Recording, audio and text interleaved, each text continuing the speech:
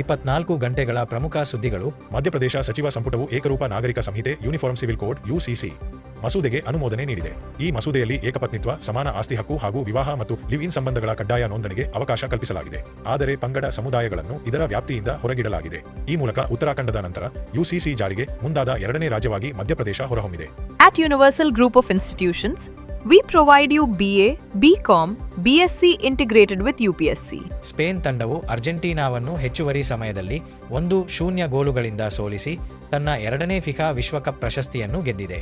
106ನೇ ನಿಮಿಷದಲ್ಲಿ ಫೆರಾನ್ ಟೊರೆಸ್ ನಿರ್ಣಾಯಕ ಗೋಲು ದಾಖಲಿಸಿ ವಿಶ್ವ ಫುಟ್ಬಾಲ್ನ ಅತ್ಯಂತ ಪ್ರಸಿದ್ಧ ಪೈಪೋಟಿಗಳಲ್ಲಿ ಒಂದಕ್ಕೆ ಐತಿಹಾಸಿಕ ಅಂತ್ಯ ತಂದರು. 72ನೇ ರಾಷ್ಟ್ರೀಯ ಚಲನಚಿತ್ರ ಪ್ರಶಸ್ತಿಗಳಲ್ಲಿ ಆರ್ಟಿಕಲ್ 370 ಅತ್ಯುತ್ತಮ ಚಲನಚಿತ್ರ ಪ್ರಶಸ್ತಿಗೆ ಭಾಜನವಾಯಿತು. ಮಮ್ಮೂಟಿ ಮತ್ತು ಕಾರ್ತಿಕ್ ಆರ್ಯನ್ ಅತ್ಯುತ್ತಮ ನಟ ಪ್ರಶಸ್ತಿಯನ್ನು ಹಂಚಿಕೊಂಡರೆ, ಯಾಮಿ ಗೌತಮ್ ಅತ್ಯುತ್ತಮ ನಟಿ ಪ್ರಶಸ್ತಿ ಪಡೆದರು. ಈ ಪ್ರಶಸ್ತಿಗಳು ಪ್ರಾದೇಶಿಕ ಹಾಗೂ ಮುಖ್ಯವಾಹಿನಿಯ ಭಾರತೀಯ ಸಿನೆಮಾದ ಶ್ರೇಷ್ಠ ಸಾಧನೆಗಳನ್ನು ಗೌರವಿಸಿವೆ. ಸ್ಕೈರೂಟ್ ಏರೋಸ್ಪೇಸ್ನ ವಿಕ್ರಮ್ ವ್ಯವಕಲನ 1 ರಾಕೆಟ್ ಭಾರತದ ಮೊದಲ ಖಾಸಗಿ ಕಕ್ಷಾ ಉಡಾವಣಾ ರಾಕೆಟ್ ಎಂಬ ಹೆಗ್ಗಳಿಕೆಗೆ ಪಾತ್ರವಾಯಿತು.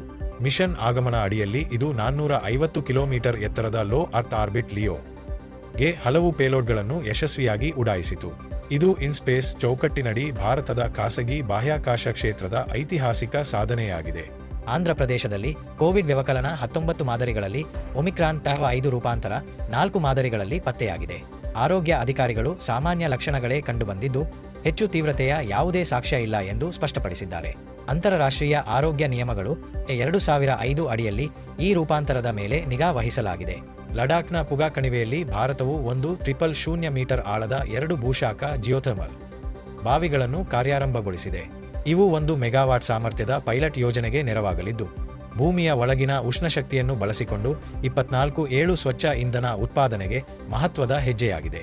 ಸುಪ್ರೀಂ ಕೋರ್ಟು ಲೆಖನೌನ ₹510 ಕೋಟಿ ವೆಚ್ಚದ ಕುಕ್ರೈಲ್ ಯೋಜನೆಗೆ ಅನುಮೋದನೆ ನೀಡಿದೆ. ಇದು 855 ಎಕರೆ ಮೀಸಲು ಅರಣ್ಯದಲ್ಲಿ ನಿರ್ಮಾಣವಾಗಲಿರುವ ಭಾರತದ ಮೊದಲ ನಗರ ನೈಟ್ ಸಫಾರಿ ಹಾಗೂ ವಿಶ್ವದ 5ನೇ ನೈಟ್ ಸಫಾರಿ ಆಗಿದ್ದು, ಜೈವ ವೈವಿಧ್ಯ ಸಂರಕ್ಷಣೆ ಮತ್ತು ಪರಿಸರ ಪ್ರವಾಸೋದ್ಯಮದ ಸಮತೋಲನ ಸಾಧಿಸುವ ಗುರಿ ಹೊಂದಿದೆ. ಭಾರತೀಯ reserve bank (RBI) security net for financial assets ಎಂಬ ಹೊಸ ಚೌಕಟ್ಟನ್ನು ಪರಿಚಯಿಸಿದೆ. ಇದರ ಪ್ರಕಾರ ಕೆಟ್ಟ ಸಾಲಗಳ ವಿರುದ್ಧ ಸ್ವಾಧೀನಪಡಿಸಿಕೊಂಡ ಸ್ಥಿರಾಸ್ತಿಗಳನ್ನು ಸ್ವತಂತ್ರವಾಗಿ ಮೌಲ್ಯಮಾಪನ ಮಾಡಿ ಗರಿಷ್ಠ 7 ವರ್ಷಗಳೊಳಗೆ ವಿಲೇವಾರಿ ಮಾಡುವುದು ಕಡ್ಡಾಯವಾಗಲಿದೆ. ಈ ನಿಯಮಗಳು ಅಕ್ಟೋಬರ್ 2026ರಿಂದ ಜಾರಿಗೆ ಬಂದು ಭಾರತದ NPA ಪರಿಹಾರ ವ್ಯವಸ್ಥೆಯನ್ನು ಇನ್ನಷ್ಟು ಬಲಪಡಿಸಲಿವೆ. ಇನ್ನಷ್ಟು ಉಪಯುಕ್ತ ವಿಡಿಯೋಗಳಿಗಾಗಿ ನಮ್ಮ ಚಾನೆಲ್ಗೆ ಸಬ್ಸ್ಕ್ರೈಬ್ ಮಾಡಿ.